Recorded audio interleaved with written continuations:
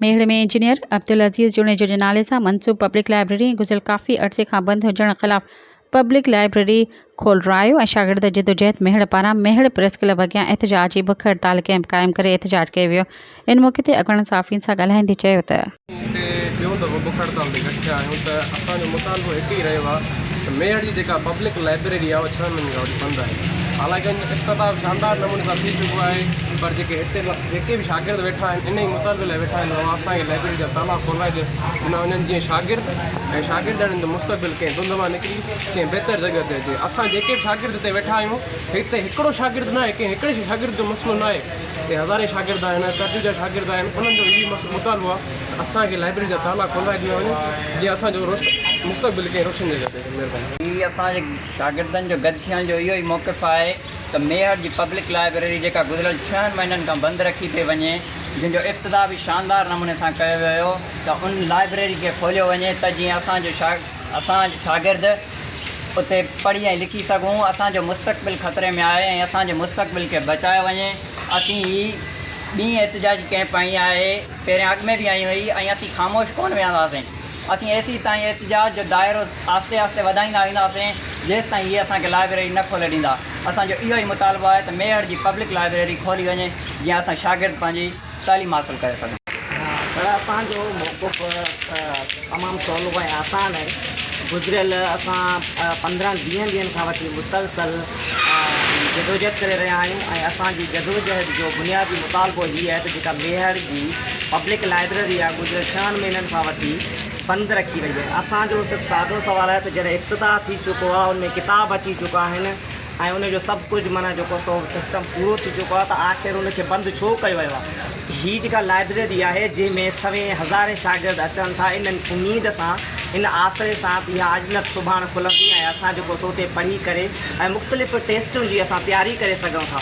पर अफ़सोस सां चवणो थो पवे त गुज़िरियल 15 ॾींहंनि खां वठी असीं सरापा एहतजाज आहियूं। मेहड़ शहर जा शागिर्द आसपास जा शागिर्द सरापा एहतजाज आहिनि, पर हितां जी इंतिज़ामिया जेका आहे उनजे कन ते का जूए बि कोन थी जुड़े।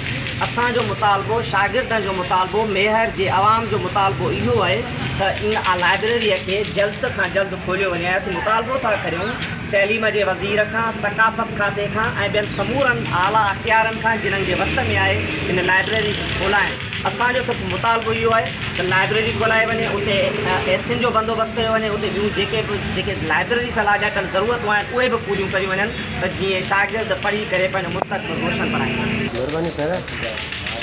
असां सोशल मीडिया जे ज़रिए या ज़ाती तौर हीउ शागिर्द जेके वॾो आहे हल्को आहे, उन्हनि जो ज़ाती राब्तनि जे ज़रिए असांखे ख़बर पई आहे भई लाइब्रेरी हिकिड़े वॾे अरसे खां जंहिंजो मरमती कमु हले पियो ऐं हाणे ख़बर पई आहे त उनजो मरमती कमु मुकमल थी चुको आहे। बिल्डिंग जेका लाइब्रेरी जी आहे उहा मुकमल तयारु थी चुकी आहे।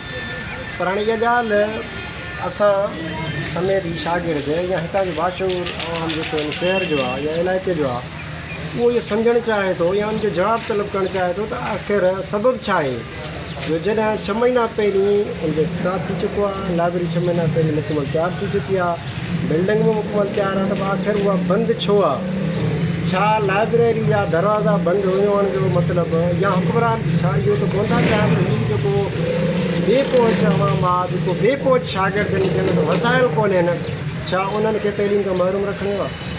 छा उन्हनि जो उहो हक़ु कोन्हे त हू पंहिंजे महदूद वसीलनि ते आहिर उन लाइब्रेरी मां फ़ाइदो वठी सघनि, इंजीनियरिंग जी तयारी करे सघनि, मेडिकल जी तयारी करे सघनि, कंहिं यूनिवर्सिटी एंट्री जी तयारी करे सघनि।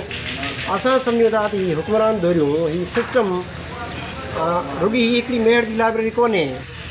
कल्ह ताईं ख़बर पई त शायदि केनशाह जी लाइब्रेरी जी बि इहा हालति आहे ऐं कुझु टाइम पहिरीं असां फरदाबाद में इहे मामला वधा उते बि साॻी हालति लॻी पई आहे।